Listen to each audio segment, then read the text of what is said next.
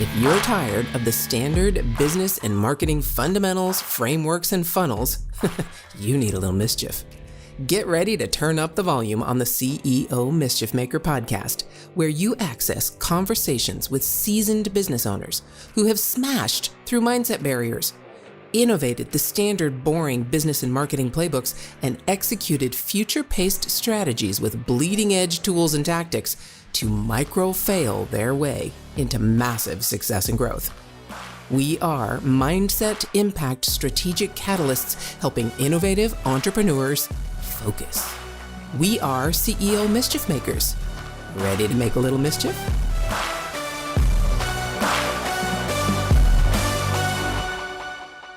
Hey, CEO Mischief Makers, MKJ here. And I'm telling you, connections, when you get a chance to connect with someone online and it sounds like there's a real connection and a synergy and an alignment and all those wonderful words, I would suggest you get on a call with that person, because that is what led me to my next guest, the person you get to chat with me and listen to my chat with today, Valerie Cobb. Valerie, welcome to the conversation. How you doing? I'm doing good, and thank you for inviting me on the show. It was a fun conversation you and I had. It was very fun and enlightening and exciting, and led to many other conversations with other people in the future. So, but you know, your path, your process, your entrepreneurial journey was very intriguing to me, and I wanted to explore it here. And I think because it will bring some value to all the people who hear our voice. So let's just start. Tell people who you are and what you do. Who I am, that's a very broad topic. Generally, not esoteric. We're not looking for, I'm like, today I am, exactly. or I'm playing someone on TV today. There you go. Which character are you today? Sometimes my husband thinks that. Which character are you today? Yeah.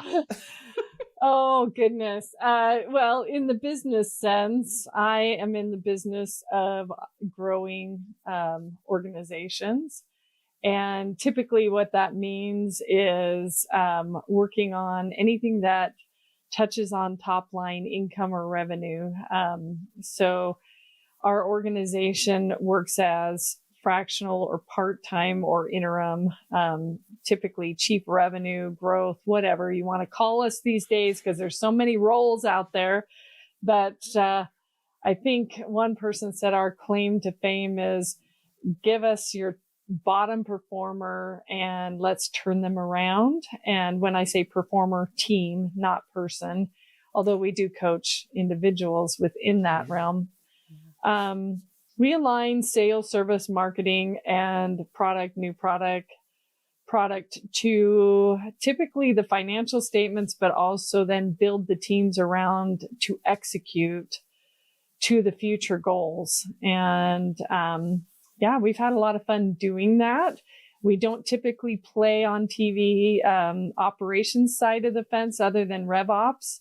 And we have all been, I call us old duffers of CEOs at different various startups or at manufacturing plants or various different things that we've all done. And we kind of work as a collective in getting that role done, because it can be a bit of a unicorn role.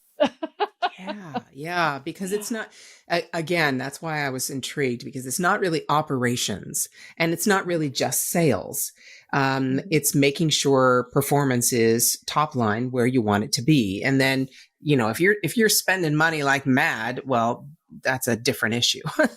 If you're running out of money, but if you need to generate more and make sure that you're efficiently and effectively, handling revenue and generating revenue, then Valerie's your unicorn. So tell me, it's a unicorn, and it's definitely. So to be very clear, we're not blowing customer acquisition costs by any means. We are. It's a very mindful, cash flow driven kind of Yes. role. Yes. If you don't have cash coming in, it doesn't matter if you can cut expenses because there's nothing to cut anymore. That's right. Exactly.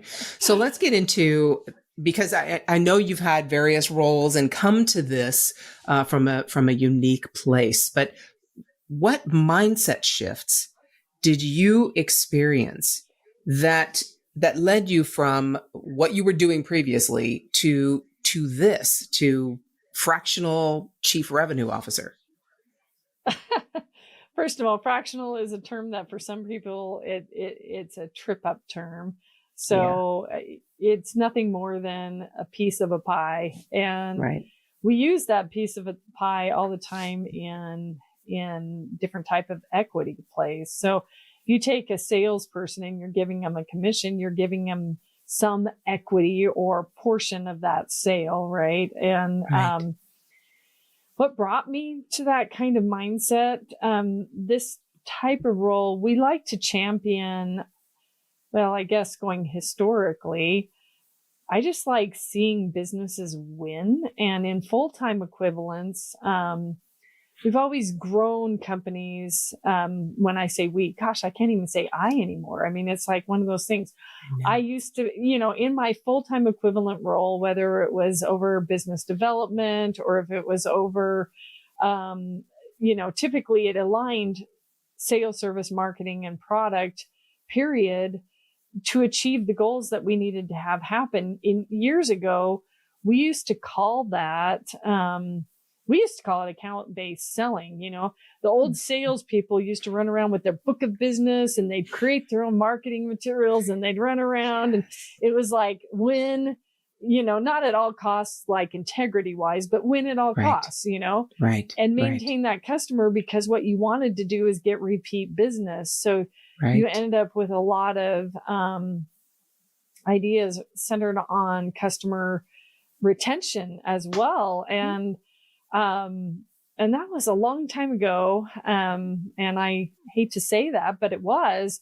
And I think the first mind shift was, I remember being in a role where I was growing a tax and accounting, a software development company. And it was one of the first roots of, SaaS is, it really was renting software back in the day, but it's a payment model. And in that time, we realized, we were trying to grow that company. And I was putting out all the stops from hiring sales team members to creating call centers, cold calling teams. We now call them sales development reps. And we were doing all of these things. And then I was creating marketing material and changing some of the first roots of websites, and we were doing all of these things, and it would get to operations and the person wouldn't renew, or the organization wouldn't renew. You did all this. They loved it. Everything was growing great, and dead.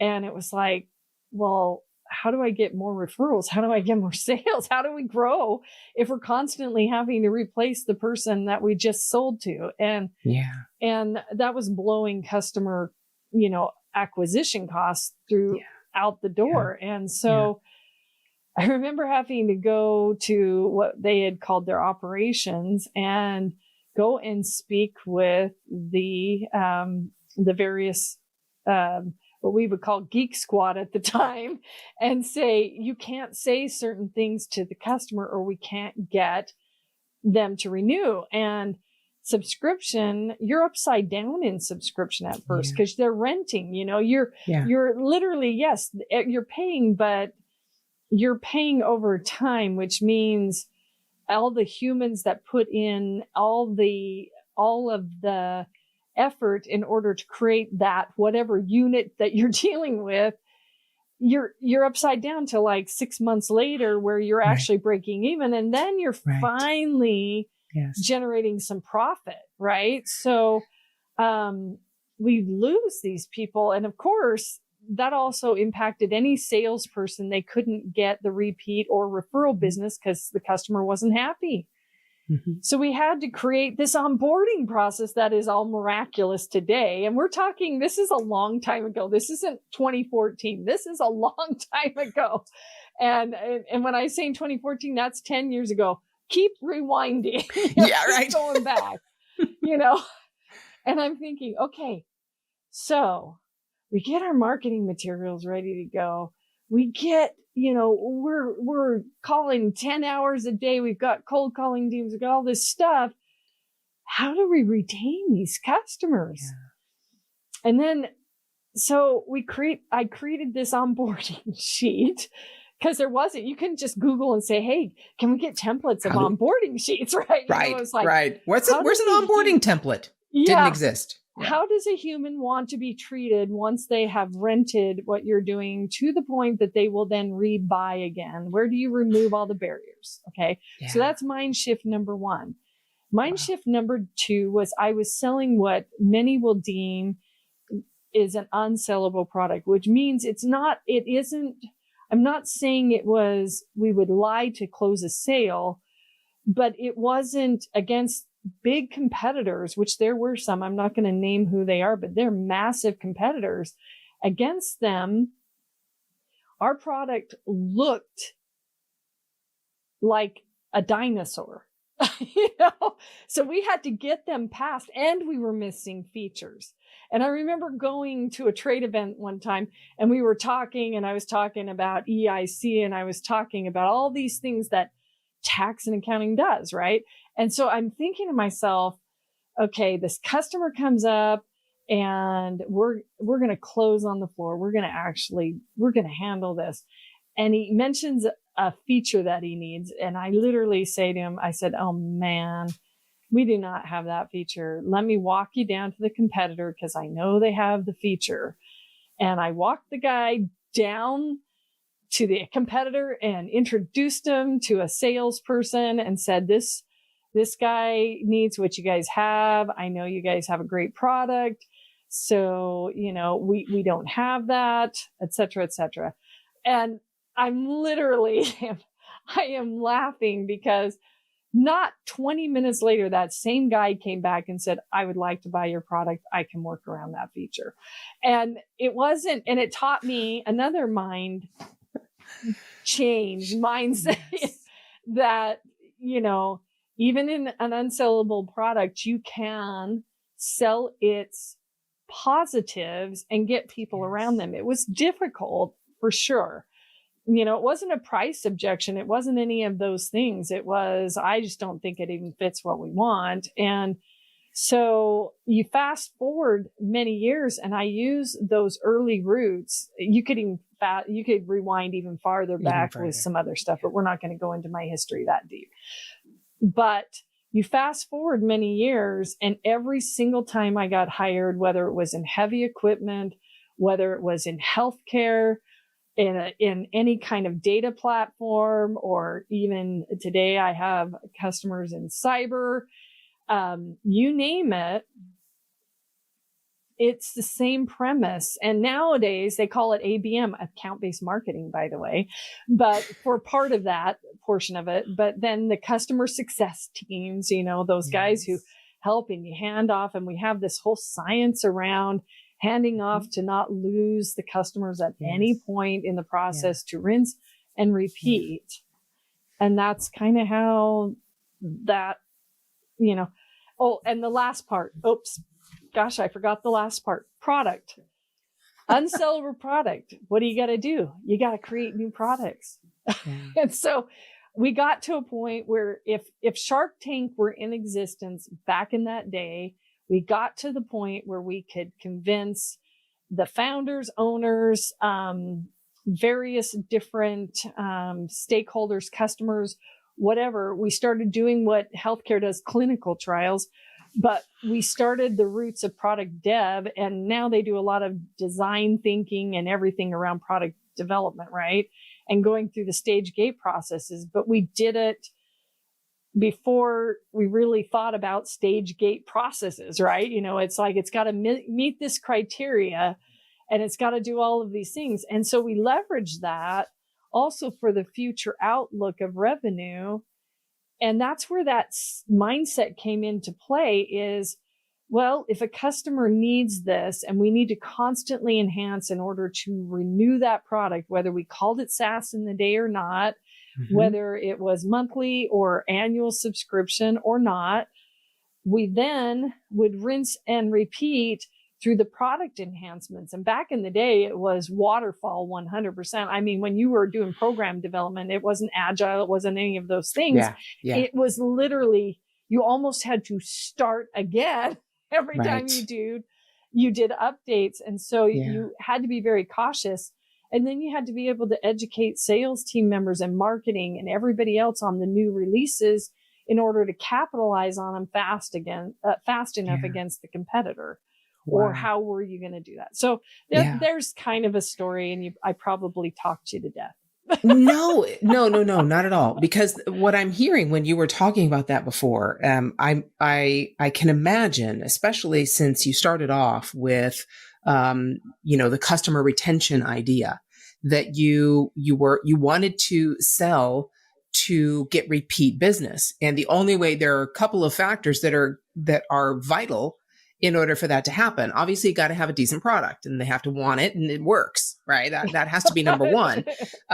Price point, all those other things, we can talk about. But that was the premise, not just to sell and go on to the next person, but the premise was sell, retain, refer.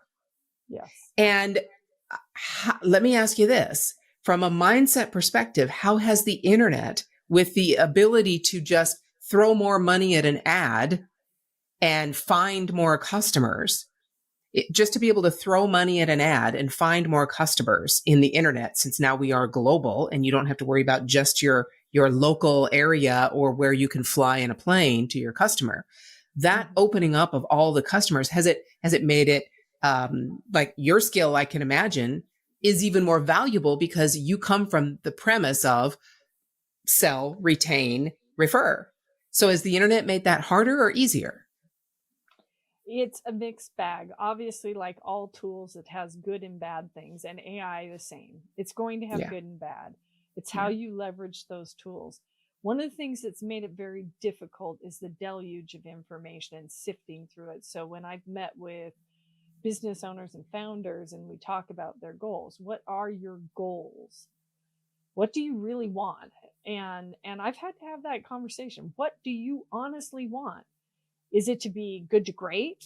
Is it, you're a startup? Are you trying to exit in 5 years? And if so, those are different types of teams that you create. But one of the biggest problems that you deal with is the deluge of shiny objects to actually make that happen. And so then you put in protective layers, like I said, the vision. What is it that you really want? Are you, I'm on a board right now of a child exploitation group. And we were talking about price positioning. And I was like, okay, what do you personally want? You were trying to get out the message of child exploitation. You're trying to educate owners, parents, and you can go at that so many different ways. You can go B2C, you can go through health and wellness, you can go through a lot of different things. We could get into that subject all on its own. And you can, even in marketing, think of all the assets that are at our disposal. So many are on analysis by paralysis. They're like, I've got to do social media. And one of the first questions I have to ask them is, are your buyers on social media? I mean, that's fundamental. It doesn't matter that a salesperson wants it on social media. It doesn't, I think, therefore I am, I went into one company recently and their website was throwing 2,000 errors, and they had a company that was charging them, an outsource was charging them for paid ads.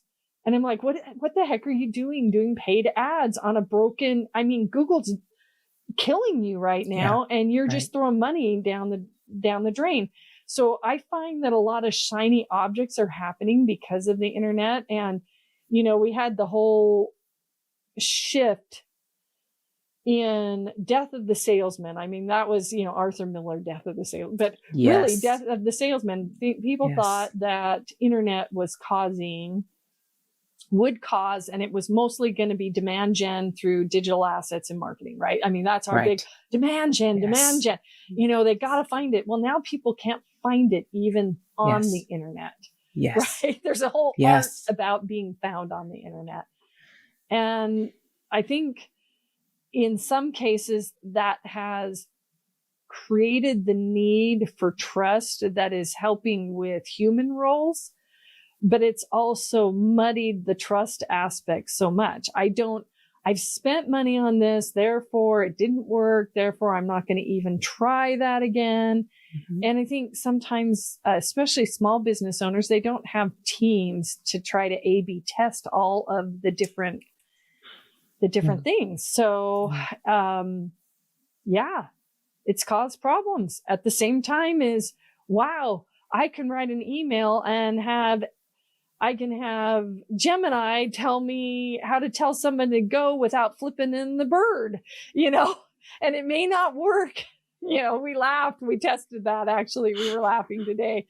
Tell somebody that we don't want to work with them. And it was like, go bug off. We're like, oh yeah, that's what you would tell a client. Go bug off. No.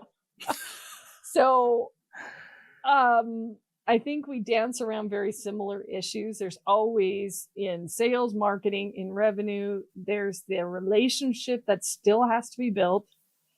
Whether you catch them in a buying window or not, we still struggle with what are the steps did they get to get to the buying window, right? I mean, we still, no matter how much data we have, how much baselining we have too much or we don't have enough. Similar problems, right? So I love it. But at the end of the day, it still causes two different things to happen.